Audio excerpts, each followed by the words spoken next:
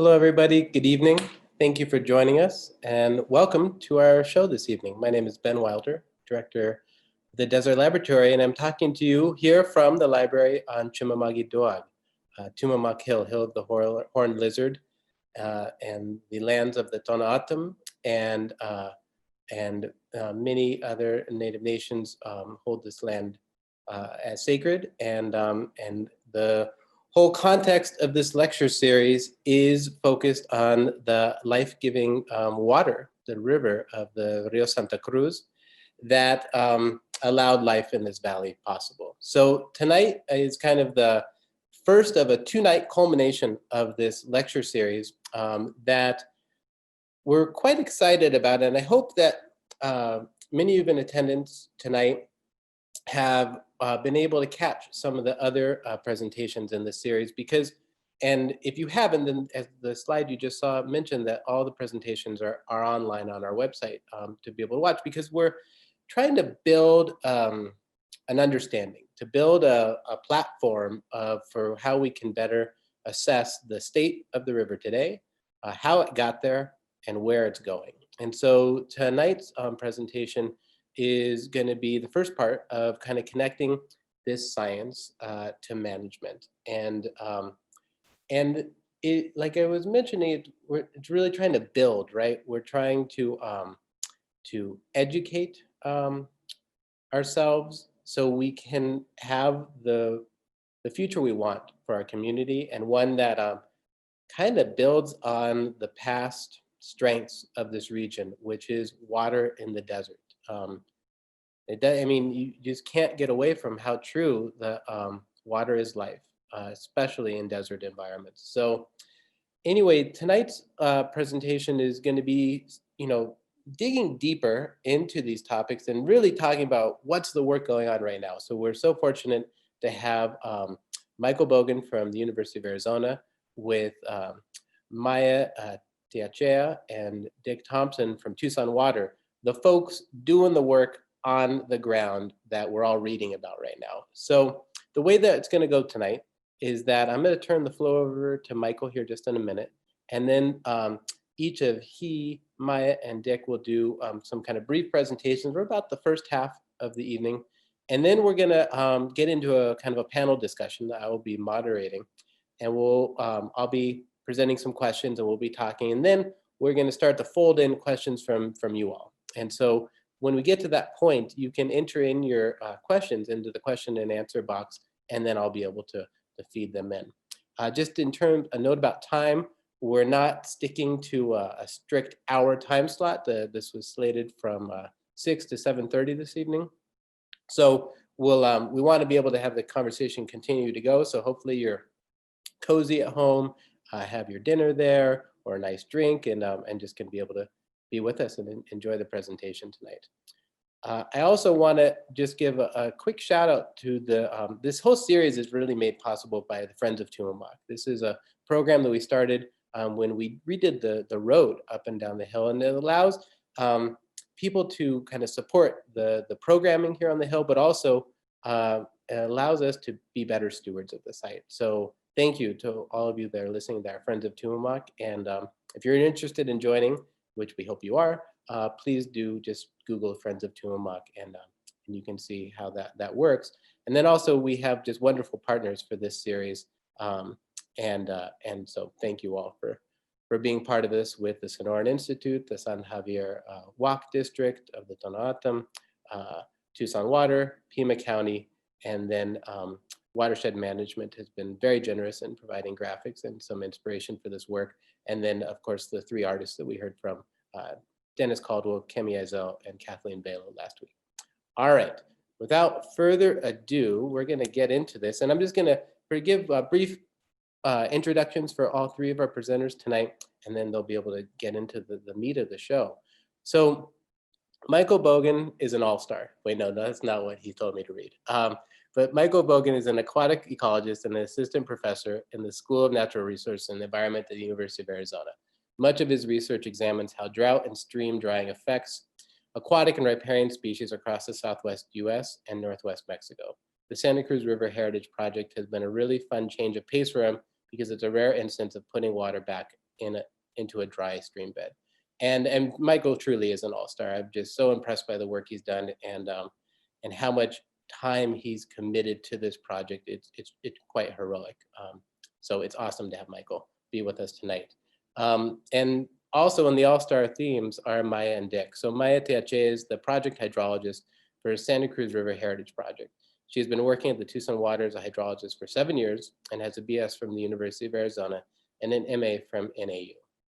And then Dick Thompson is the lead hydrologist for the recharge unit at Tucson Water.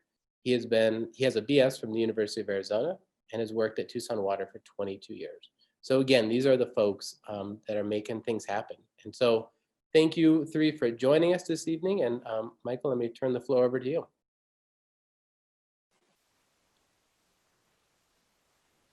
Thank you, Ben, for that excellent and a little bit. Can't quite hear you, actually. Okay, let's see here. How about now? Yes, I think. Try again. Can you hear me now? Oh, I think it may be on my end. I'll check the chat here. Volume is good. I hear from the official. Thanks, Ben. And you can see the slides as well. Yes. Okay. Excellent. Thank you very much. Thank you for that mildly embarrassing but generous introduction.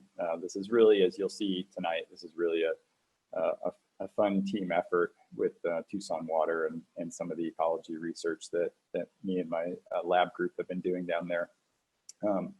This will be a little bit more focused, I think, than some of the past presentations in this series. We're really zooming in to just the Santa Cruz River Heritage Reach for this talk, which is the historically perennial reach here in downtown Tucson, which historically started a little bit north of Ajo Way and would run at least to about St. Mary's or Speedway Boulevard before it would become an intermittent stream.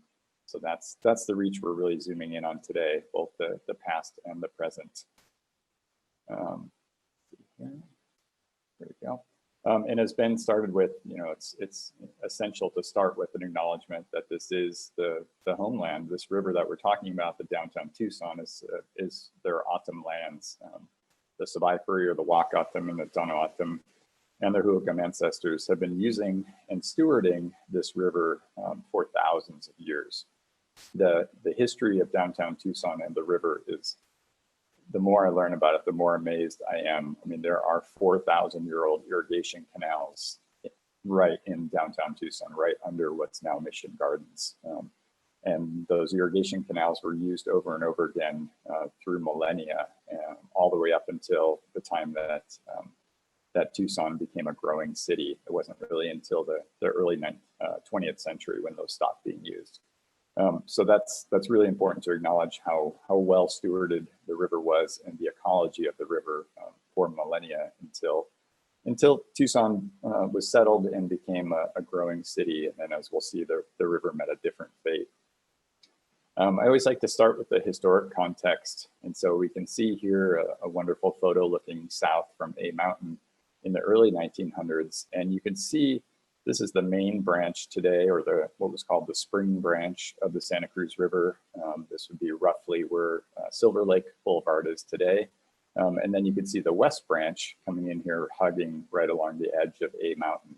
And you can see a lot of agricultural fields developed across the floodplain. And then as Bob Webb had mentioned in his talk, some remnants of that old mesquite bosque that used to stretch all the way between Santa Cruz and Tucson. One of the most important things to note was that historic Santa Cruz River was an active desert river. So it could grow up to or even wider than 2,400 feet during periods of flooding. So this big flat area, it really is the floodplain of the Santa Cruz River. And at times it could fill that entire floodplain during monsoon storms or tropical storms in late fall. Bob Webb also has my favorite quote about that historic Santa Cruz from his book. The behavior of the Santa Cruz River is not as predictable as might be preferred for a floodway that runs through a major metropolitan area. So this dynamic river system really wasn't a good match for a place to develop a downtown of a city, as we'll see. There weren't a lot of historic ecology reports. There were no systematic surveys like we might do today, where we go in and figure out what all the species are in a certain area. But some of the early written descriptions, here's one from 1854, talks about the Santa Cruz in this area as being a rapid brook, clear as crystal, full of aquatic plants, fish, turtles of various kinds, flowing through a small meadow covered with shrubs. So a pretty attractive sounding environment. You could see even in this photo from 1926, there's nice stands of riparian trees, cottonwoods, willows, ash trees. So it was a pretty stellar looking ecosystem in parts. What I've been doing the last couple months really is going down the wormhole of every single historical record I can find of the aquatic species that were in the river at that point in time. I've been inspired by this fantastic book called An Agreeable Landscape, which basically does the same thing, looking for historical plant records from that part of the Santa Cruz River. And so I've been doing the same, trying to get every single animal record, freshwater animal record I can find. This is just an example of how rich that aquatic ecosystem was in what's now downtown Tucson. 4 or 5 species of fish, including dace, chub, and top minnow, pupfish, several species of garter snakes, leopard frogs, several species of toads, mud turtles. The Huachuca water umbel actually had a much wider distribution, a small wetland plant. And then probably the most impressive to me is the California floater mussel, which is a fairly large freshwater mussel that was actually abundant enough in the river that Chinese immigrants would harvest it and cook it and eat it and sell it from the 1880s up through the early 1900s. One thing that links a lot of these species is that they're not doing well today. The Santa Cruz pupfish, in fact, is completely extinct. The species is gone, disappeared about 1970. And many of those other species are threatened and endangered or declining. So this is really, the Santa Cruz is just one example of a number of rivers in Arizona that were altered, dried, and lost. In the case of the Santa Cruz, most of these historic records go up to about 1912, and then suddenly they stop. And there are basically no records of aquatic species from downtown Tucson after that period. And in a little bit of historical digging, what you'll find is that in 1913, there was a huge infrastructure project called the Cross-Cut Canal, which actually cut into both the west branch and the main branch of the river and diverted almost all of the surface and the subsurface flow to the area we now call flowing wells for a big agricultural development. So we think at that point in time is basically when the perennial flow in downtown disappeared, when most of these historic species disappeared. And then through enhanced groundwater use, the groundwater table in downtown was dropping and dropping and dropping. And so by the time we hit 1940, there's not even seasonal flow in the river. This would be when the last of those cottonwoods and willow trees disappeared from downtown. So that leads us up here to the modern day, 2018, a couple of years ago, right in that same area. And as Bob Webb talked about in his past talk, there are a number of landfills along the river downtown. There was this bank stabilization project in the 80s and 90s. You can see that here where the banks were armored. The channel is deep and narrow instead of being wide across a floodplain. And as you'll see in a minute, the groundwater level was at least 90 feet below the surface. So there was really no way to support any kind of riparian vegetation or aquatic species. But that leads us up to the present. And as Tony Davis found someone to describe it, the miraculous reappearance of the Santa Cruz River in this reach of downtown Tucson. And so that's where I'm going to turn it over now for this part of the presentation to Maya. And I'm going to turn off my microphone and my speaker, and Maya's going to start up.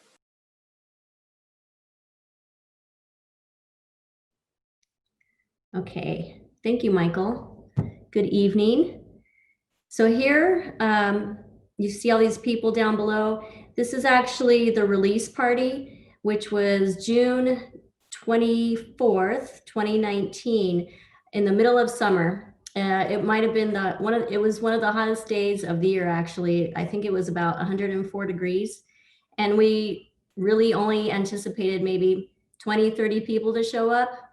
And as you can see below, there was probably over 300 people that attended the party, and everyone was just super excited to be there and happy to see the water in the river. And actually, this day is called the Day of the Monsoon. So June 24th is the patron saint day of the monsoon, which is very fitting. Next slide.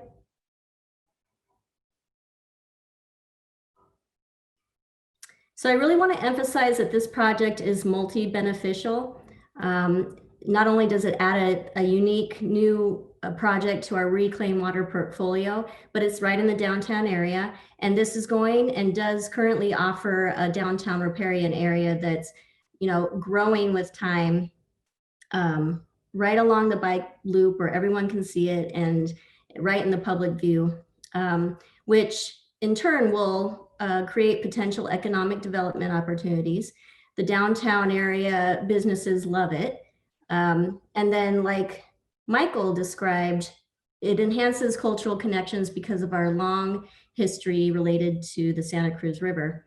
And then lastly, but not least importantly, it's recharging the aquifer in the downtown area. Next slide. Okay, this map represents the Heritage Reach. So I don't know, most people are probably familiar with this area, but just to give an overall description, you can see to the east of the Santa Cruz River, there's I-10, and then the Santa Cruz River is that ribbon of blue. And then the Heritage Project outfall, which is just north of Silver Lake Road, that's where the project begins. Next. So this is where the water enters the channel. And as you can see on the left, that's a picture of the water entering the channel from the outfall right at the cement bank. This was probably just a couple days after the first release. Next.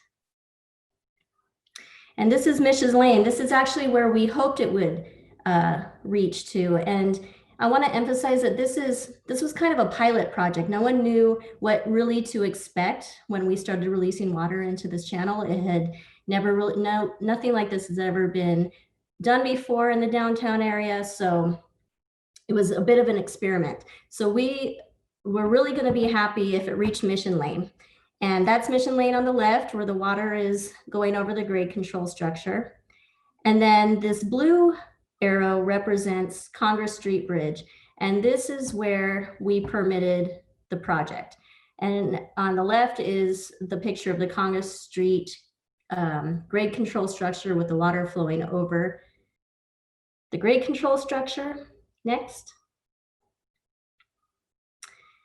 This is actually how far the water went at full flow. And it exceeded all our expectations. It went north of Speedway Boulevard, and you can see there, that's the end of the flow just past Speedway Boulevard. So it really just, everyone was very happy with the results. Next slide. Okay, this is another map, but just a little more detail of the same area.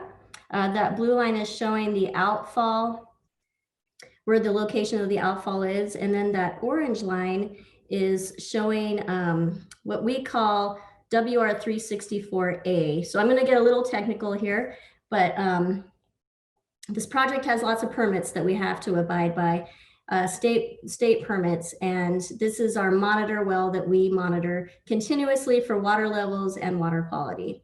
And as you can see, it's actually less than 100 feet from the river. And then right across from it, that Sentinel Peak Park area, right where Michael is showing that arrow, is the old A Mountain landfill. And the state actually chose this monitor well so that we would be protective of this landfill. We did not want to affect it in any way with our recharge activities. So we have, well, I'll get into that next few slides, but basically that's what our monitor well is protecting, and that's why it was chosen. Next slide.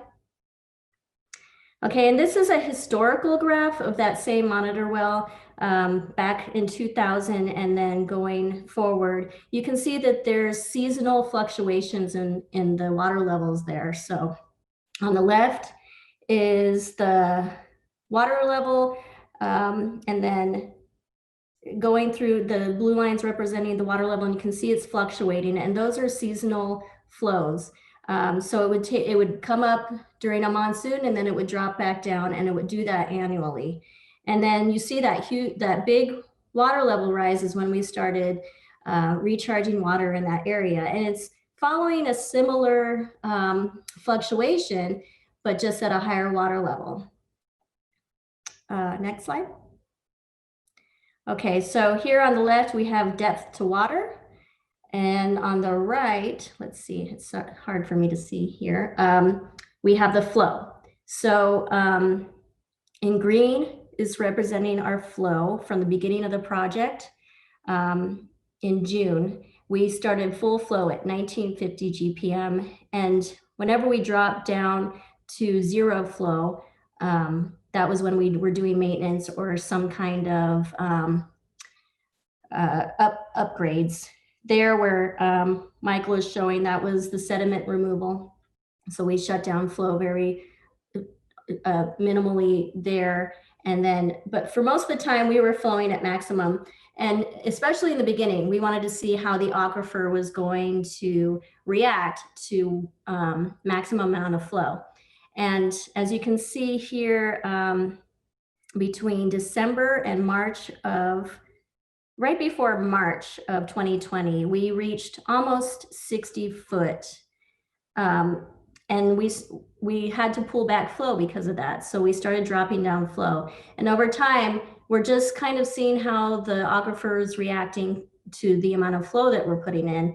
And currently, we're finding that really the sweet spot for us is about 800 GPM. And that's allowing enough water to still go currently past Speedway, and allowing our water levels to drop. So we're really finding that that's probably the best amount of flow currently to maintain that water level and the flow reach at a nice place. So next slide. And then, like I had described earlier, we have lots of permits that we have to abide by.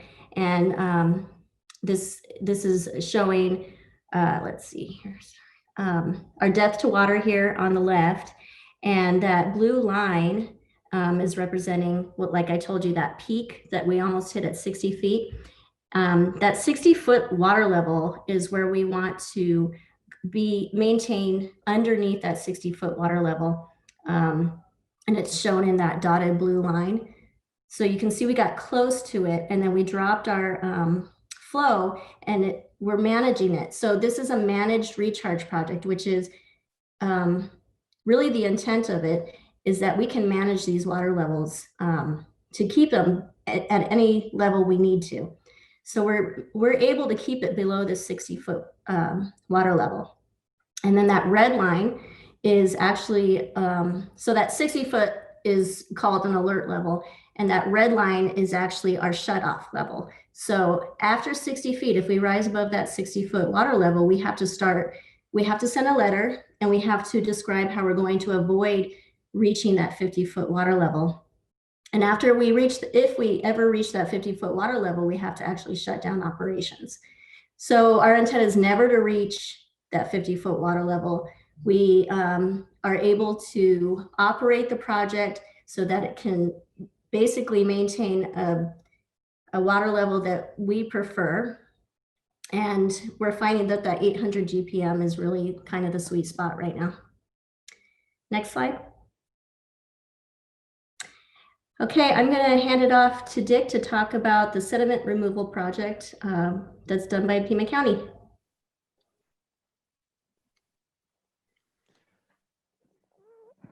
Hi there.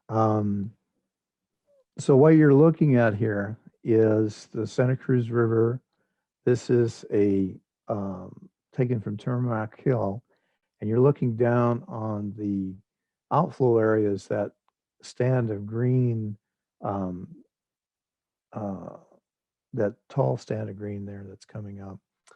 And on the right is a stand of tamarisk. And the tamarisk is a problem in the Santa Cruz River, large trees, and it affects how much the channel can handle for flow. The channel is designed with the concrete side barriers to handle 60,000 cubic feet per second. So Pima County this year in May took 3 weeks where they cleaned out that channel. And to accommodate that, we cut our flow so that heavy equipment could get into this area. Next slide, please. So what you see here is that same piece of channel, and you see this triangular shaped area in front of our outflow. And what that represents is a preservation area that Dr. Bogan set up. And with some help from the students, some help from Maya and other volunteers from Tucson Water. And what we did was we worked out a agreement with Pima County Flood Control and their contractor who's cleaning out the channel to leave this triangular area as both a refuge and a starting place for when we started up full operations again. We were down and dry for about 3 weeks, except for just enough water to keep that preservation area going without putting water into the channel and interfering with the soil removal. Next slide, please. So what you see here is in October, so now we turn back on in June with our flow. And by October, this preservation area has expanded and there's lots of green popping up in the channel and it looks really, really nice. Next slide, please. So here's a shot on the hill again, a little higher up, and you're looking down at a long shot of the 22nd Street. No, this is Star Pass Bridge. And you see all the green in April. You can see how grown in that channel is. And next slide. And so this is what it looked like on June 1st, after they've done 3 weeks of soil removal. And if I have my numbers right, the county removed approximately 85,000 cubic yards of material, and that's a lot of material. So they took it out of there and opened that channel up. Next slide, please. So here you can see this is in October, and we have been flowing now for 4 months. And you can see the water you can't quite see the water coming under the bridge, but you can see how it, oh, I'm sorry, this is a preservation area shot. I recognize it. And you can see how green it is. Next slide, please.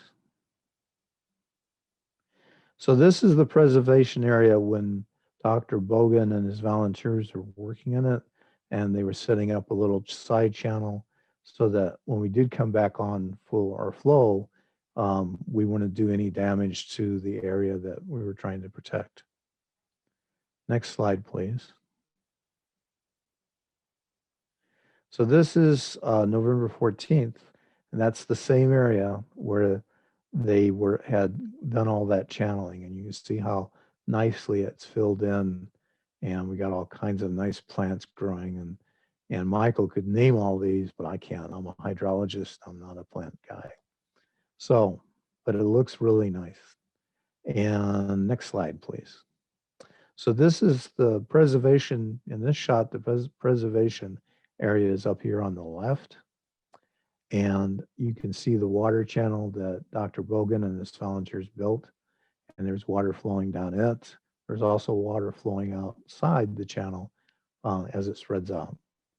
And you can see all the green that has popped back in and started growing very quickly. Next slide. So now this is looking up channel towards the Star Pass Bridge, or the 22nd Street. They change, as you know, in Tucson. We like to do that. So it's the 22nd/Star Pass Bridge, and the water's flowing north. And this is a good shot. Kind of shows how wide the channel, the water can get as it moves down channel. Not very deep, but fairly wide. Next slide, please. And here's north of the 22nd/Star Pass Bridge. And you're looking at it from the north, and you can see the water coming under the bridge, and you can see how it's spreading out. And on the left there, it's a good indication of how much material they moved. You can see there's about a 4-foot bank of material that they've left. And Pima County did a really good job of leaving these ellipses of vegetation, original vegetation, along the bank in certain areas so that there was vegetation left for the animals and for it to start recovering, but still maintain enough flat area for the water to flow through during a flood event. Next slide, please. Now this was quite remarkable. This is a shot that I took this last month, and this is just north of Congress Bridge, right before the first grade control structure. And the water here is nice and clear. It's fairly deep. There's a narrow channel that's filled in with all this wonderful plant growth. And this area actually had been scraped out like the one that you just seen down south, but this was done, I believe, 2 years ago. So this has had a couple of years of recovery and about 18 months of our water running through it, and this nice little channel has formed in the center of the river. Next slide, please. So this is the grade control structure north of Congress Bridge. And there's that channel coming down that I just took the picture of. And what you see here is one of the cuts that the Pima County put into the grade control structure. We had talked to them about this and they agreed to do it. We had these cuts for our reason.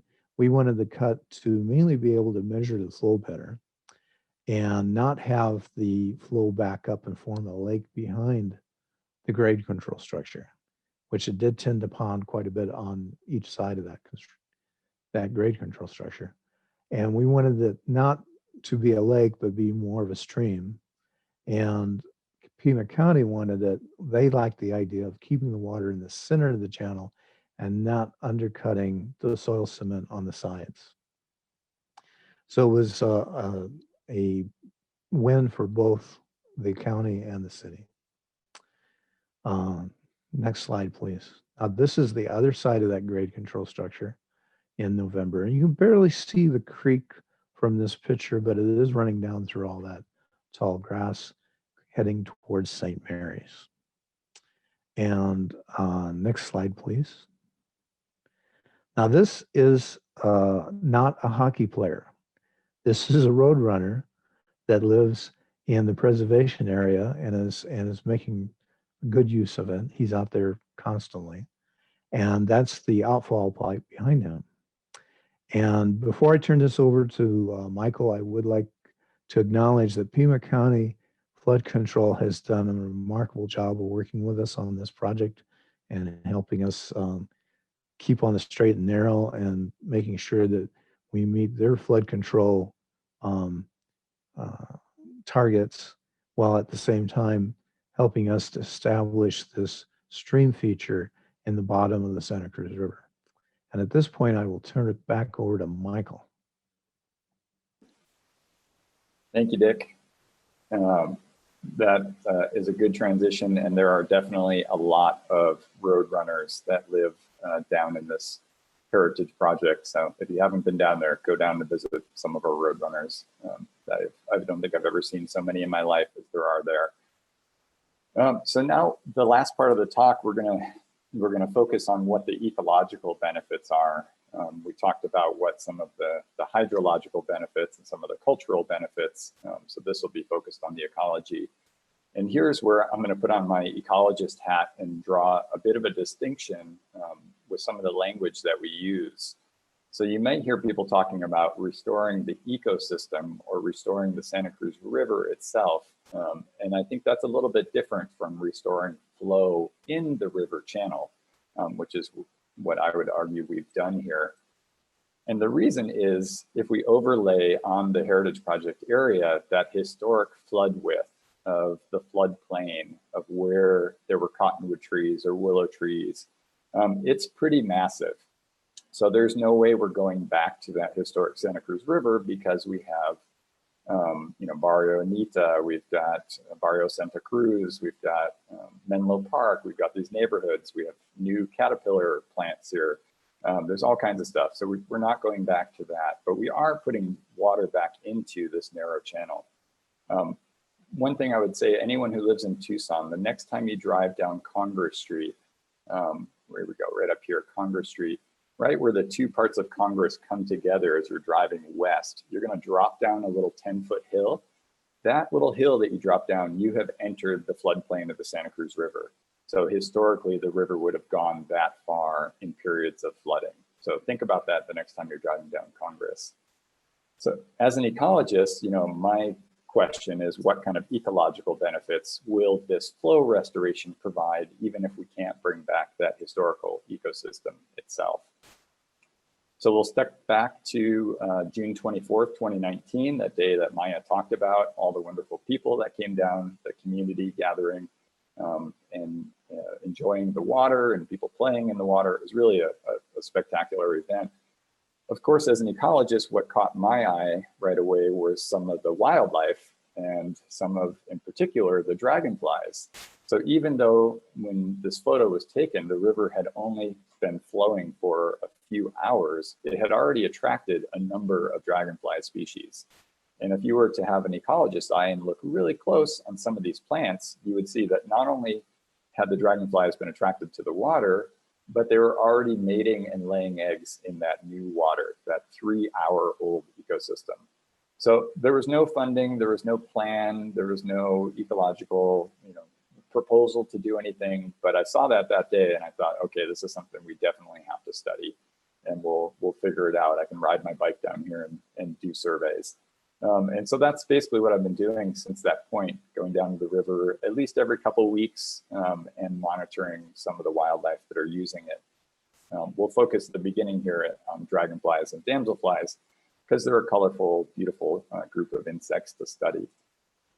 So what I'm going to walk you through here is how those species came back to the Santa Cruz River. They just put in the chat, there's a recent study that we published about the dragonflies coming back. And so I'm going to walk you through some of the data in that study. So that first day, June 24th, there were 7 different species of dragonflies and damselflies that we found in that 3-hour-old river. I went back that Friday, a few days later, and there were another 6 species. Went back again on July 6th, another 4 new species had shown up. August 3rd, another 4 new species had shown up. And at this point, we hit the first hiccup in the Santa Cruz River Heritage Project that Maya talked about, where there's about a 3-week period with no flow because there was some infrastructure to fix within the pipe delivery system.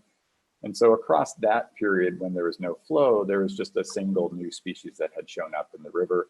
But then we turned the water back on and we got another 5 or 6 new species, September 2nd. September 22nd, some more species show up. October 12th, even more species show up. October 25th, we're up to 41 species of dragonflies and damselflies in this brand new river that at this point is only 4 months old. So that was pretty remarkable. And then it gets to this time of year, it gets chilly, November 10th and December 2nd, no new species, but dragonflies get pretty quiet as soon as it gets cold, so that wasn't a surprise. And then January 19th of this year, we found the 42nd species of dragonfly and damselfly in the Heritage Reach. Just to give you some context, this is 80% of all the species we know of from the entire lower Santa Cruz River. So all those reaches in North Tucson and Marana, all those miles of flowing river that Sonoran Institute and others have been studying. Almost 80% of those species were found in downtown Tucson. And the Heritage Reach now supports over 30% of the dragonfly species known from the entire state of Arizona. So obviously this was a pretty smashing success for dragonflies. Because I'm a scientist, I have to show you a little bit of data, and I needed to compare this with another reach. We don't have any natural flowing reaches of the Santa Cruz anymore, but we do have these other effluence dependent reaches, one from the Agua Nueva reach plant that starts here, and one from the Tres Rios plant that starts here and runs through Marana. So what we did while we were collecting this data downtown is we also went out to Marana, to the nicest, kind of most natural looking part of the Santa Cruz River there, and did the same kind of dragonfly surveys there. So that's this dashed gray line you could see at the top. Starting June of last year, before there was any water downtown, you could go out and see 20 or 25 species at any given day in Marana on the river. Then we could see we turn on the water here. So we had a survey reach at Star Pass and then a survey reach a little bit downstream at Cushing Street. And immediately those species start coming back. We've got that shut off, that 3-week period here where the species kind of decline a little bit because there's not very much water. But then as soon as the water gets turned back on, it starts climbing up until we get to the point by October where basically Star Pass is just as diverse as the reach in Marana that's been flowing for over 50 years. So those dragonflies came back really quick. Interestingly, the Cushing Street site always stayed a little bit less diverse, less species were found there.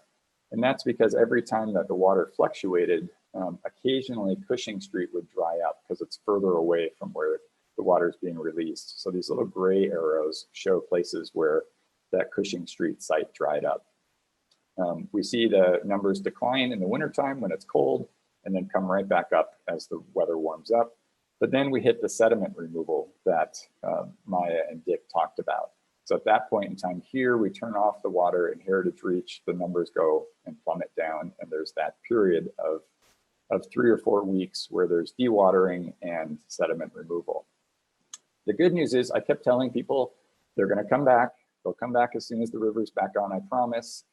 And if we look at data from September of this year, they definitely came right back. So here's our reference reach, right at about where it should be at 27 species, and both Star Pass and Cushing having 23, 24 species. And interestingly here, Cushing Street is now just as diverse as Star Pass because it hasn't gone through drying events. Tucson Water has been able to keep stable flow and water at Cushing Street. There's still a few species that haven't come back from sediment removal. One of these is this beautiful American ruby spot. There are species that the larvae of this species needs tree roots or vegetation to live in underwater when they're in that larval stage. So probably once the vegetation starts growing back from the sediment removal, then we'll start to see species like the ruby spot coming back downtown. As anyone who's been down there knows, there's a lot of other wildlife coming back to the river downtown. The bird life is incredible. I have a student who will be starting a master's degree working on the bird life of the river downtown next year. But some of the species you can go down there now and see are solitary sandpiper, great blue herons, killdeer. Killdeer probably even liked the sediment removal. They like wide open places. But interestingly, the aquatic species, some of them are coming back as well, mainly the ones that can hop overland or get there pretty easily from other locations. So we're seeing 3 of the historic toad species immediately came back and re-inhabited the river: Sonoran desert toad, Great Plains toad, and red-spotted toad. And then a few months after flow came back last year, we saw the checkered garter snake come back. This probably traveled up the channel from the Agua Nueva reach and just kind of made its way a few miles up channel and got to the Heritage Reach. And all of these aquatic species and bird species have come back since the sediment removal as well. So the question is, if you build it, will they come? It's certainly for dragonflies and damselflies and anything else that's highly mobile. So birds, toads that can hop over land, things like that. They are finding the new river and taking advantage of it. Some of these other things are probably going to need some help, some of those historic species. The nearest fish populations are pretty far away, and the times that the river is connected by flood to other reaches are very brief, so it's really hard for a fish to colonize. And so things like the Gila chub and the Gila top minnow here, leopard frog, now the next nearest leopard frog population, is probably the Rincon Mountains or Sabino Canyon, I think even at Sabino, they haven't been seen in a long time. So these might need some help to get back to the river downtown. And that's exactly what we did last month in a really great collaboration between U of A, Game and Fish, Tucson Water, Pima County, Fish and Wildlife Service, Sonoran Institute. It certainly took a village, and we got the Gila top minnow back downtown. We went up to Santa Cruz County near Tumacacori and collected fish, and then brought them in and released them with Mayor Regina Romero into the Heritage Project downtown. So you can now go downtown and see Gila top minnow swimming there for the first time in about 110 years. One thing that we always like to remind people is that this part of the river likely will always be a highly managed ecosystem. There's just no way that we can have this tiny little channel in here and have water and vegetation growing in here and sediment accumulating without doing management, right? This was the historic floodplain. So now we've squeezed it into here. So that means we're going to have to go in periodically and do things like the sediment removal. We're going to have to think about, how many large trees we can have. Maya or Dick had mentioned the tamarisk trees, and those we probably don't want in the channel downtown. And so those will be removed as they grow. And some of those historic species probably will never return, or at least, in the near future. Something like the floater mussel needs both a host fish species for part of its life cycle, so it needs the Gila chub there, and the connection to groundwater is really important for certain life stages. And we know because of the landfills right now and the information that Maya presented that, 50 feet or so below the surface is as close as we're going to get in this current configuration of the river downtown because of those landfills. So it's not the historic ecosystem, but there's still a lot we can do. And I think in part as an ecologist, this makes it a really fun and interesting place to work at. It's as Maya and Dick mentioned, this is an experiment to see what's going to happen with the hydrology. And it also allows us to use it as kind of an experiment or a manipulated ecosystem for conservation as well. And the cultural benefits are enormous. This was also on that first day, June 24th last year. And some of the equestrians were already enjoying the water, and the people along the loop were as well. What this really gives us an opportunity to do downtown is to have a lot more communication between groups of people that are often kind of siloed or separate. And so we've got local communities along the river. We've got governments, local government, state, county, and city government. We've got resource agencies like Tucson Water, Pima County Flood Control District. We have the species themselves, the ecologists like myself. We often work independently, but in the Santa Cruz downtown with the Heritage Project, we really have to coordinate. We have to be thinking about flood control at the same time that we're thinking about groundwater recharge, at the same time that we're thinking about how the local communities are connected to the river, what they want to see, and how that impacts the ecology of the system as well. So it has been a really fantastic experience to go through that. It means a lot of conversations, a lot of time on Zoom and on the phone. Just to do the top minnow release, we would have, I don't know, umpteen meetings to get 20 or 30 people together and all of us to agree on a certain thing. But I think that makes it really fun as well. And I'll end with this, leave this up. The community part of it, we can't emphasize that enough. If we want to have the Santa Cruz River Heritage Project be of real ecological benefit, we need the community's help with that. So right before we released the top minnow into the river, somebody else had, probably with good intentions, had released some non-native fish into the river. And so what I would like to see as an ecologist with the Santa Cruz Heritage Project is that we can use this as a refuge, give some of these endangered native species a little bit of extra habitat. And so that means making sure that we work with the local communities, making sure that we can kind of explain our goals and get their help and their buy-in of this project as well. So if you've been up there in the last month along the river, you've seen a lot of these signs that we put up trying to encourage people not to release their pets or plants or wildlife into the river, no matter how good their intentions are.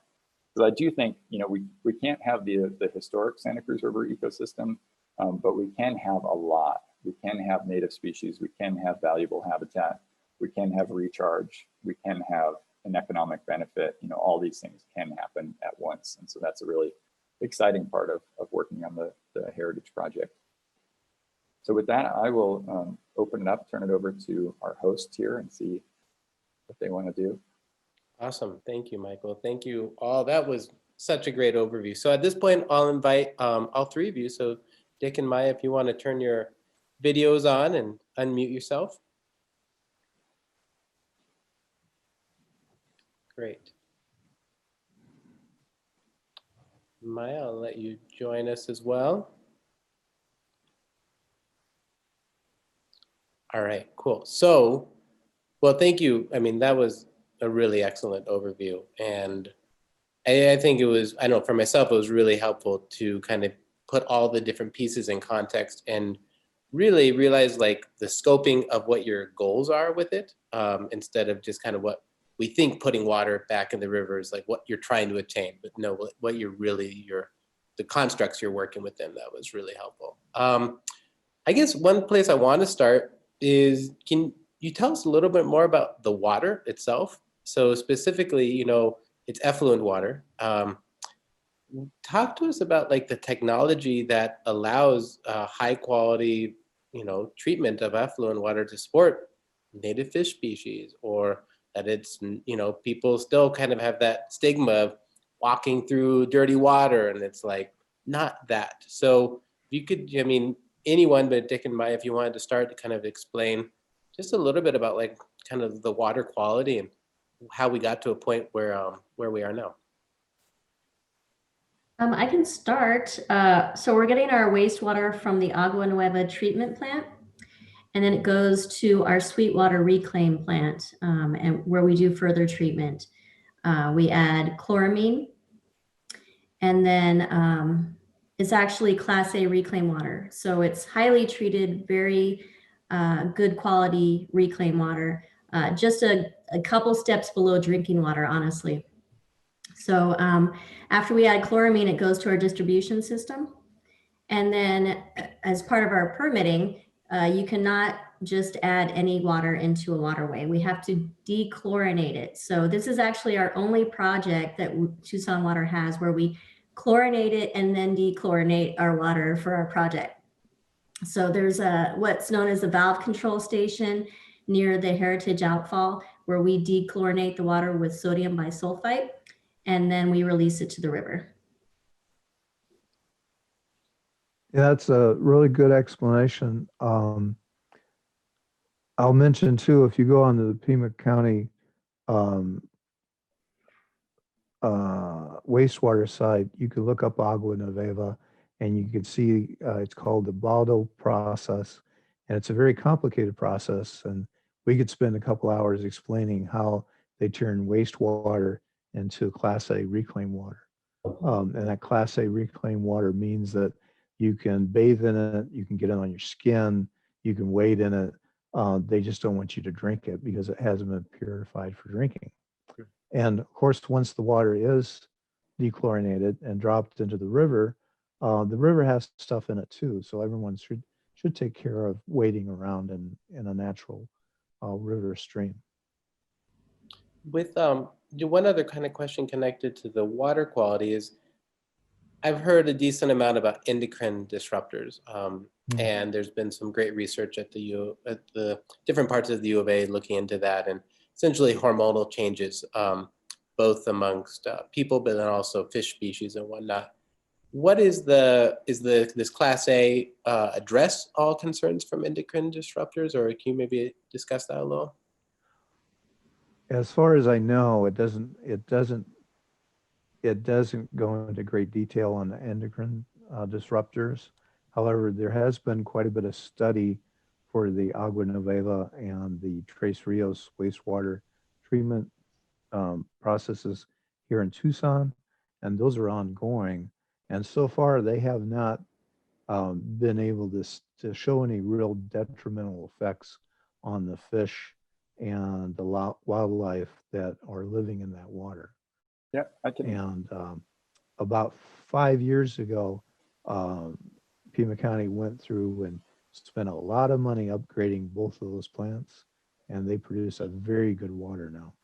And like I said, so far, I haven't seen anything. Have you seen anything, Dr. Bogan? Yeah, I can speak a little bit to that. That's not my research, but my colleague, Dr. Kwanrud and Dr. Walker, both of them study this a lot. And you know, it's kind of like whack-a-mole with our pharmaceuticals and everything else that we put into our water, wastewater that goes through our bodies and into the water, where you really can't keep up with every new thing that we create and figure out how to treat the water and get rid of it. And the good news is that, especially in the case of estrogens and endocrine disruptors, that those things break down really quickly in sunlight. They photodegrade. And so what most of Dr. Kwanrud's and Walker's research have shown is that in a very short distance below the outfalls, those reach undetectable levels. So they're in the water, they go through the water. Most of our pharmaceuticals, you know, antidepressants, anti-diabetes drugs, all of them go through our body and end up in the wastewater and end up in the river. But most of those drugs break down in the natural conditions of the river. There's a few that are really persistent, including anti-diabetes and anti-seizure drugs. And those you actually will find throughout the river system, but we don't know of any ecological impacts that they're having. Interesting. Cool. Thank you. A nice theme that was through each of your talks was the experimental nature of what you all are doing here, right? And really the short amount of time that we're into that experiment. You know, already a year and a half in, what are some of the lessons that you'd say you've learned, or things you may even do differently if, you know, and maybe even now you're in an iterative process to be able to fold those in? And it can start with Maya or Dick, if you want to start with that. Go for it, Maya. That's kind of a hard question because okay, so we learned definitely that between the outfall and Mission Lane is very sensitive, and that Monitor Well is in a really not a great spot, but it is in a way too, because you see the reaction of direct water being put in there, and it's protective of the landfills around it. So I can't say that, you know, we should have chosen a different place to put the outfall, because I mean, that place was really kind of perfect. It was already there. We used existing infrastructure. It was a very low cost project in comparison to all of our recharge projects. And we just had to put the dechlorination system in, but it is tricky. It's a tricky spot, and we're learning a lot about the aquifer in that area and how sensitive it is. Yeah, and I'll jump in. I've seen a couple of questions on the chat about why do we have the 50-foot depth to water limit, and that's because the bottom of the A Mountain landfill is at 45 feet. So we don't want water getting up into that landfill and maybe moving contaminants out into the river. So that's why we have that 50 foot. And we knew that going in, and it was permitted that way. And so between the modeling, the groundwater modeling we did, and the research we did of what we knew of that geology in the area, and between that and presenting that information to the Arizona Department of Water Resources and Arizona Department of Environmental Quality, we've came up with that 50-foot limit. So that's just something we have to manage. And like Maya said, that we've found out that with experimentation that we can run 800 gallons a minute, 24 hours a day, all year long, and have water flowing all the way to Speedway in a stream and support all these ecological things, and without getting that landfill wet, which is pretty remarkable. So it's a success in that regard. And we are getting recharge credits for the water that moves down into the aquifer. Yeah, thinking back to Bob Webb's talk, you know, it's the Heritage Reach is both the best place to do it and the worst place to do it simultaneously, right? It's the best place to do it because Tucson Water was able to do it, you know, at an incredibly low price compared to any other project they would have tried to do. It's the best place to do it because it is the historic reach. It is why Tucson is here, right? So it's culturally meaningful. And it's the worst place to do it because it is the narrowest spot in the flood control channel. So the most sensitive to flooding of anywhere along the Santa Cruz. And because of these buried landfills, you know, we've been talking about the A Mountain landfill, but there are like 17 different landfills. So when we dried up the river, the first thing we did is mine the sand and gravel out of that river to build, you know, the freeway and to build buildings downtown. And then we put trash in those holes because that's what we did in the 40s and 50s and 60s. And so some of those were regulated, some of those were like actual official city landfills, and some of them were wildcat. So we really don't know what's in them, which is the reason that they can't let the water levels reach it. I saw another question in there that somebody had asked if the landfills are affecting the water quality, and they're not right now. We would love to see those landfills removed, but each removal would probably be, you know, $50 to $100 million on its own, and then we've got 17 of them to deal with. So that's why I mean in the short term, you know, in the next decades, I don't think we'll see those landfills removed and groundwater come up towards the surface downtown. It's just not financially feasible. So let me dig into two things here. So one, I also was thinking that one of the best reasons why it's the best place is that the reason that was a perennial stretch of the river historically is because you have that basement volcanic layer, and that graph you showed, Maya, is remarkable, and how fast the ground, I mean, was within months. It's just, I mean, it shows the geology and why there's water there. You know, the way you guys are framing this is helping me get my head around goals and aspirations and expectations, maybe biggest, in terms of, you know, these constraints here of the landfill and the narrowness of the heritage reach. You know, when I heard about water coming back down through the Santa Cruz River downtown, I instantly pictured cottonwoods and willows and just being, you know, on the edge of downtown and like revitalizing us. We have like a San Antonio River in Tucson and all this. And I guess, how can we moderate our expectations? And I think you've all done a very nice job of addressing that. But maybe if you want to take it a step further, is like, how can we still create a beautiful gathering place river that does allow gallery forests of trees, or does it allow gallery forests of trees? Or like, where is that balance, and how do we set that mark of what we can build around that is a drawing point and economic stimulus, right? I mean, you add water and you put that in an urban core, it does wonders. People want to be there, right? And so if you can forecast this out a little bit, what do you see as like what should be realistic expectations we have about the what we can do with the river down there? And big question, but I'll maybe let, well, I kind of want to hear from the Tucson Water perspective, and then Michael, I want to hear from your perspective as well. So Dick or Maya, please start. I have a couple points. Do you want to start, Maya, or? No, go ahead. I don't want to steal your thunder. Well, one thing about this is that because, and we have to give credit to our director, Tim Tomier, because this was his idea. As soon as he became director, he started talking about this.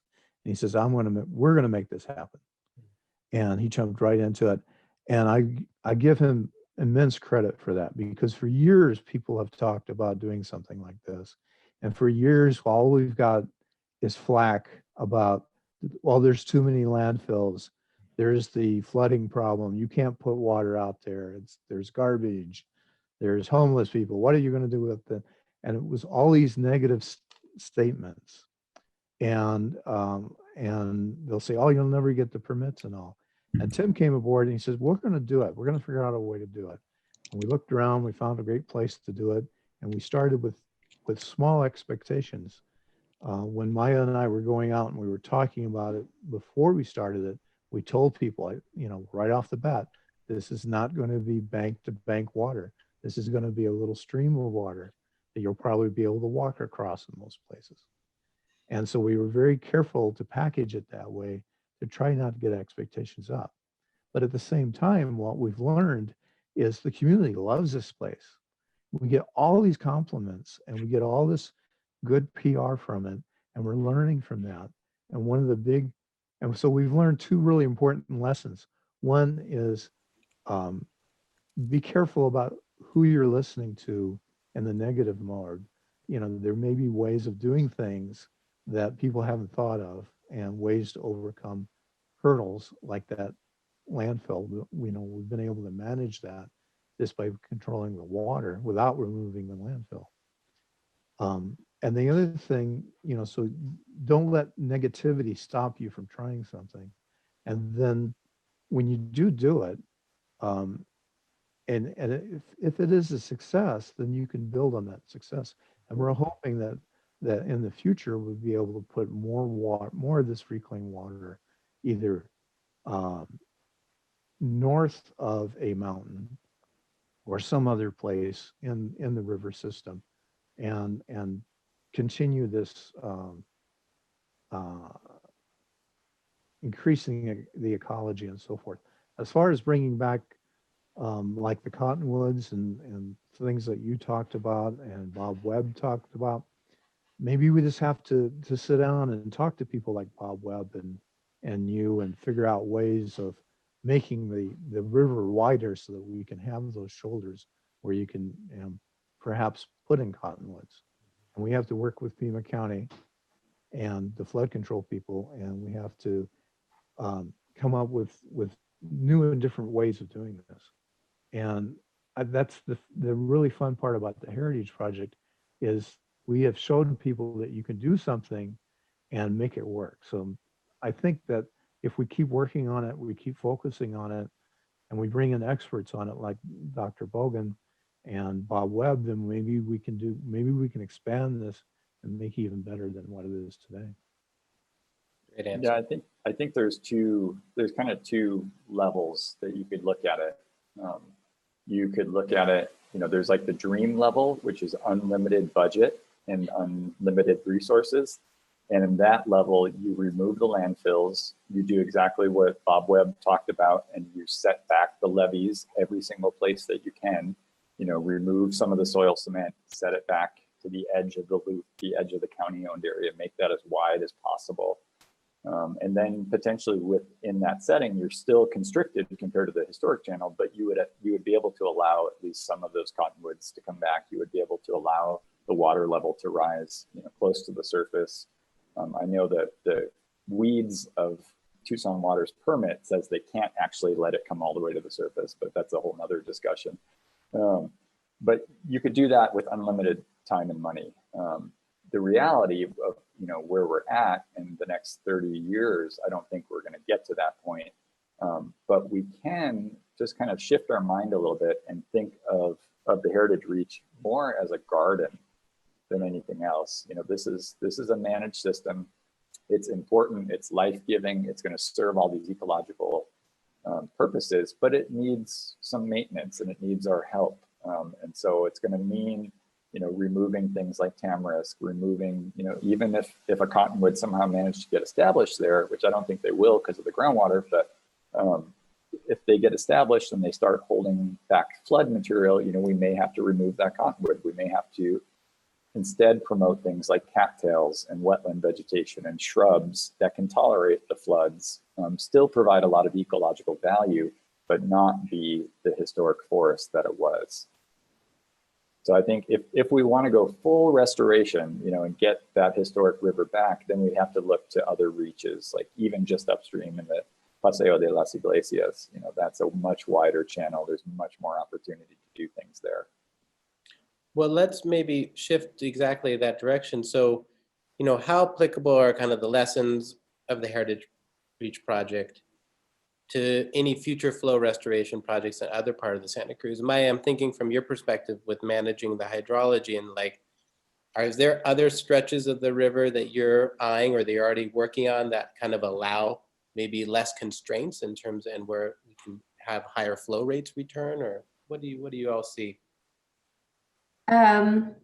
there's been talks about possible flows south of a mountain like Dick kind of mentioned, and that it's definitely wider in that channel area, and you don't have the landfills to deal with there. It would be able to handle more water. I think that's an area I remember in Bob Webb's talk that he identified for exactly what you Right. described there. Well, and Dennis Caldwell's art. Oh, sorry, go ahead, Dick. Okay. We also have some potential north of Speedway because the area north of Speedway towards the Sweetwater wetlands the river is much wider.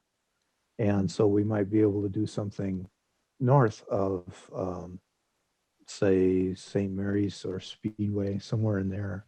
We might be able to put another outfall in, and it's also balancing the water commitment because, you know, we do have a certain amount of reclaimed water that we can tap into. And right now we pretty much are using it all. So it'll be where there's not, you know, do we get some more reclaimed water where we can put it in the river and use it, you know, so it's always a balance that way. Yeah, and I was just going to shout back to Dennis Caldwell, the artist you had last time around. You know, he has a fantastic vision of the river in that Paseo de las Iglesias that he did for Watershed Management Group. I think that's, you know, that's the dream right there. That would be the highest spot we could reach, I think, you know, to realize that vision that he had for that reach. Very cool. As kind of a put this in context a little bit, are there any model projects that you've looked at and elsewhere in the West or globally? Has something like this been done in terms of restoring a lost river in an urban setting and all this kind of multiple stakeholder cross-jurisdictional collaboration? I'm curious if you were drawing inspiration or if you presented at any conferences internationally or anything that you're finding parallel projects. We've been finding, Maya and I have gone out to several conferences now, and we find a lot of interest in what we're doing. And there are other projects sort of like this. There's some stuff up in Phoenix and in New Mexico and California, but you know, our situation is pretty different from everyone's because one, we're using reclaimed water, and two, we're doing it in a dry wash type river, you know, that doesn't have perennial flow and only has a perennial, you know, rain storms now and then that run through it. So it's fairly unique, but yeah, we're getting a lot of interest in the project. So yeah, there are hundreds of miles of effluent fed rivers, rivers that had dried up and then effluent was dumped into it to restore flow.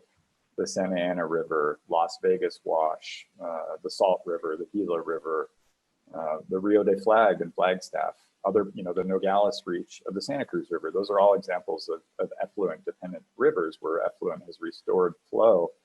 But almost all of those, you know, including the two reaches north of downtown, there was no plan behind that. That wasn't an ecological thing. That was, we've got a bunch of wastewater. How do we get rid of it? Let's put it in the river and the river will carry it away. So that's, you know, that's the genesis for almost all other effluent dependent rivers. So in that way, heritage is certainly unique, that it is from the start, you know, the idea was we are going to take this wastewater, we are going to put it exactly right here, and we are going to recreate, we're going to recharge the aquifer, and we're going to recreate, you know, something that was there historically. So that's, I think, pretty unique. That's why people are excited about it. That's an important distinction. Kind of related to that, Jackie asked, did you all consult with the city of Tempe and their Town Lake project? Is that a comparable effort, or did you communicate at all with them? Not that I know of. Yeah, and ecologically, it's pretty different because that's, you know, that's basically a reservoir that they've created in their flood control channel. So it's a static lake. It creates different amenities and different ecological benefits, but it's not a flowing river. They do have parts of the Salt and the Gila that are receiving effluent and that are flowing again, but those are basically accidental rivers, not not planned. Gotcha. I love this next question from Kathy Ballman. Does the Heritage Project have an iNaturalist project or somewhere else people can submit observations to? And just for those not familiar with iNaturalist, it's a great community science platform to upload your natural history observations of cross taxa and then have them actually identified by experts if you're not sure on the identification. So yeah, does that exist?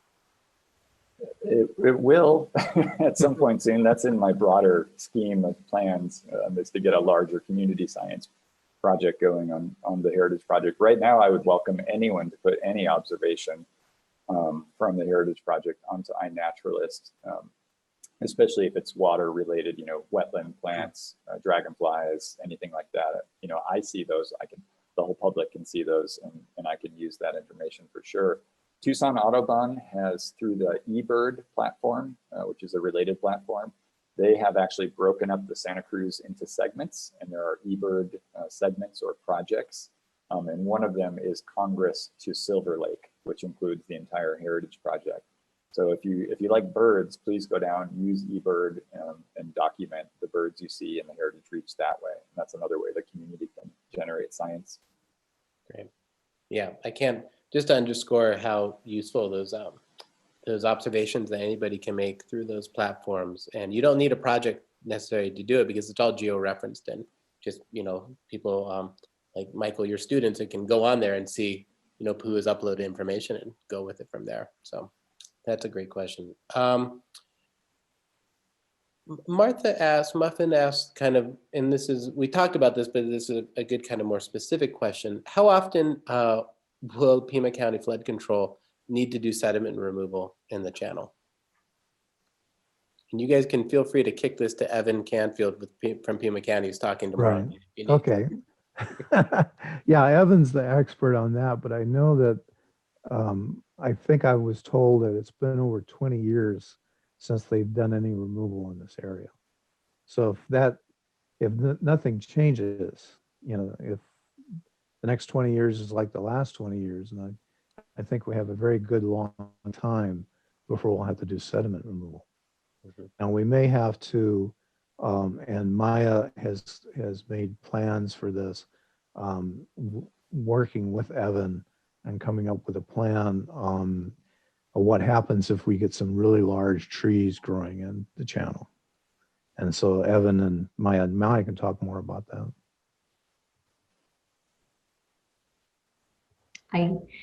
Hi. Those plans are in the works. Yeah. Yeah. So we were going to have an intergovernmental agreement, some kind of agreement with Pima County to work those details out. We had some initial talks. We have our biology consultant that does our vegetation surveys every year. So yeah, those kind of details are going to be worked out. Yeah, it's going to be just to forecast, and I kind of want to facilitate a little bit of this conversation tomorrow night.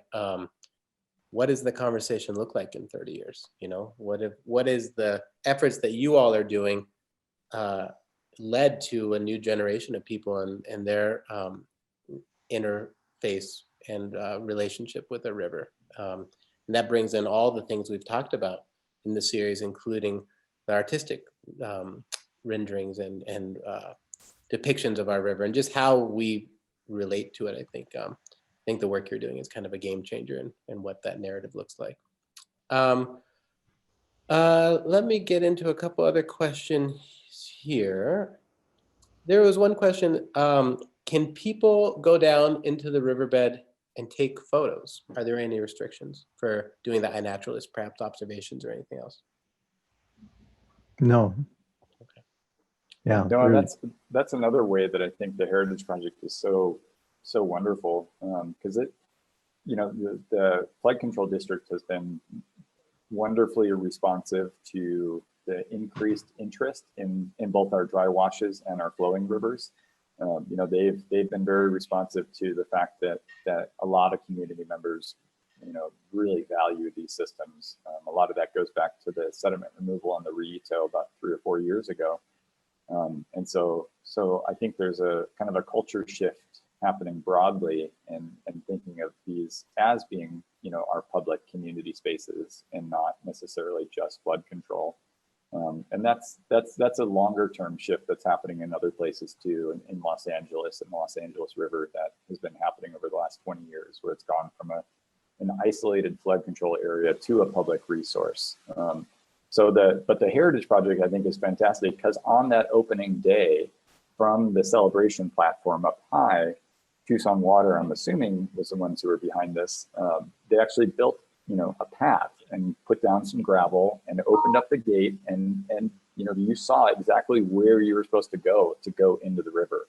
Whereas before, you're kind of on your own to think, well, should I walk down this ramp? I don't know if I'm supposed to. But that was like really the first time anywhere on the river where I saw like, welcome to the river, come in, visit.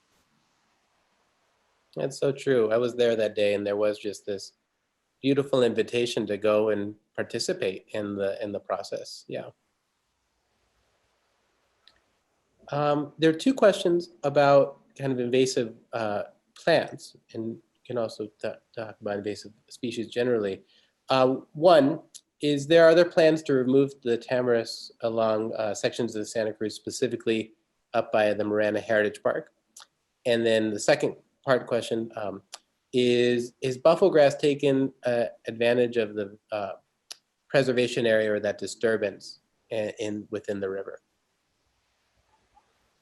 I think the Marana Heritage Park area, we should pass that question to Evan, because he's definitely in charge of that part of the channel. It's a lot wider there, so I don't know how much they're going to do removal, but he would have a good idea about that. And then Maya, I don't know, do you want to talk about some of the seeding and stuff that your consultants have done? Yeah, they did some seeding over the spring and summer and fall times, and they just got a mixture of native, mostly grasses that they were spreading, so that they were trying to get ahead of the buffalo grass taking over. And I actually went down, I believe it was last week, and they were pointing out everything that's coming up, and you can tell from the areas that they seeded to the areas that they haven't, there's a big difference of native seed that's coming up. There's definitely buffalo grass, and we were talking about whenever this time of COVID, you know, goes away at some point, that we could get some volunteer groups to come out and either help take out some of the tamarisks, because there's a lot coming up right now, and the buffalo grass. That would be nice. But that's not part of our vegetation maintenance plan at the moment, and it would be based off volunteer work. But I would like to try to push for some more seeding, especially now, because after the sediment removal will help the native plants get a hold before the non-native plants do. Yeah, even before the sediment removal, the buffalo grass and the Johnson grass was definitely doing well with the extra water. I saw somebody in the questions had mentioned Johnson grass as well. The interesting part was, before the sediment removal, there really weren't any tamarisk growing along the channel, because other than the old tamarisk that had already been there, because the riparian vegetation that was there already, the dry riparian vegetation, kind of prevented the tamarisk from getting established. But as Maya mentioned, you know, right now the spring set of tamarisk seed from, you know, May, June, there wasn't very much establishment, but the second set of flowering and seeds have just gone crazy, and there are thousands and thousands of baby tamarisk out there now. So we would love to work over the next couple of months to start to get some community groups together to take care of that. Yeah, now's the time to get them before they get their roots down. Exactly. Yeah.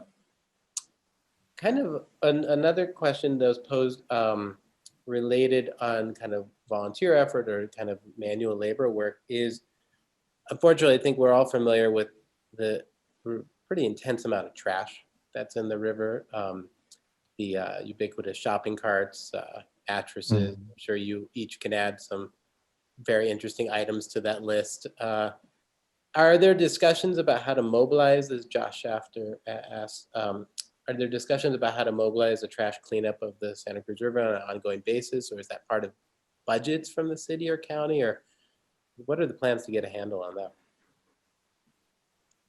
Well, I can't speak for the county, but I did, I'm the vice president of the Arizona Hydrologic Society. And last year we did a cleanup on the Santa Cruz. We just had a bunch of volunteers went out, and the county, Clean and Beautiful people helped us. They gave us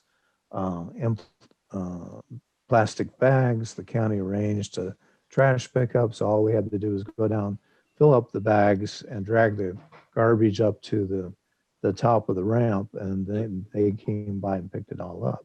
So it's, I think, you know, if we can get people organized in different areas, and we already had one pickup. Maya, do you remember who those people were? They were from? That's from Caterpillar. They were in the news. Yeah, they were volunteers. Caterpillar went down and cleaned up a bunch right in front of their office building there. Mm-hmm. And so I think that, and that's one of the things that Maya and I have talked about arranging once the COVID is under control, having either a biannual or maybe a quarterly event where we invite groups down to pick up garbage and trash and get it out onto the, and get it picked up by the county. I think we'd be very successful at that. And check with Claire Zegmeyer tomorrow night too, because Sonoran Institute is also thinking about trash. Luke Cole at Sonoran Institute. Great. And the one thing we need to do is go to every Circle K and convince their manager that polar cups are very, very bad. And I picked up hundreds of polar cups out of the Santa Cruz River so far. Oh, goodness. They're horrible. You know. And that's another place where we can learn from other cities too. Los Angeles has a trash TMDL to help reduce the amount of trash in the Los Angeles River. The Anacostia River has the same back east. So there's places that have tried to do this, because we can go and pick up trash, but it's an endless game of whack-a-mole, right? Every flood, there's more trash. So we need to think about both picking up trash and also keeping trash from ever getting to the river in the first place. I'll close with this question, and it's I think an important question.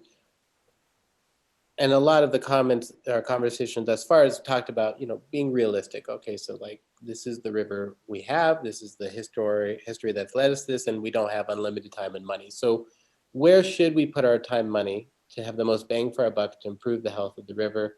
And what are some criteria that we should use to determine where to put those resources?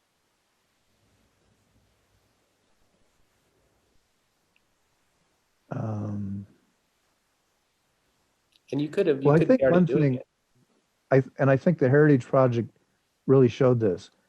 You have to have, you know, we've had water flowing out of Agua Novela, and for decades. And up at Tres Rios used to be the Olina plant and the Roger Road plant down at Agua Novela. They've had water flowing in the river for decades, but we've never had the public response that we got until we moved it downtown. So I think if you want to encourage this, if you want to make it work for you, you know, and I think this is true anywhere in Tucson and definitely anywhere else in the world, you need to have it where there's a lot of people that can see it, you know. And I think the loop trail is a great opportunity, because you have all these people riding that loop trail and they see the water, they look down and they see the water. I already know that because, you know, when the project first started, Maya and I spent a lot of time walking the loop trail to check the project out and see how things were going. And we had a ton of people stop us and talk about the water down in the Santa Cruz. So I think where you put it and how you present it to the public is a big deal, because then they will support it. Then if we came out right now, I think, and said, we're ready to do another project like this, but we need a bond, I think it would pass without a problem. You know, we'd be able to get public support. We might even get private support, you know, because of the publicity we've gotten in the last 18 months. And one last thing I'll say, and having the U of A where it is and having this project where it is was a perfect match. We wouldn't have had near the success without having the U of A and the recognition and people like Dr. Bogan and yourself get involved and get interested in it. That has been another, big help on this project. Yeah, talk about bang for the buck. I can ride my bike down with my binoculars and do my surveys. That's a pretty low cost biological study. And there's nothing from keeping all of us from helping you, right? Exactly. So, well, this has been a wonderful presentation and discussion. Thank you so much. We could keep going, but I want to be respectful of everyone's time. This is great. You guys are making things happen, and I really appreciate for all the work you're doing and the narratives you're creating, and the water you're bringing back to our city. So thank you. Thanks for Thank helping you. to shine a light on the river, Ben. It's great. It's our pleasure. All right, you all. So join us tomorrow night for the last segment of our series. Chairman Austin Nunez of the San Javier Walk District, Claire Zugmeyer of Sonoran Institute, and Evan Canfield of Pima County Flood Control. So 6 p.m., same place, and be well till then, and take care. Good night, everyone. Night. Good night.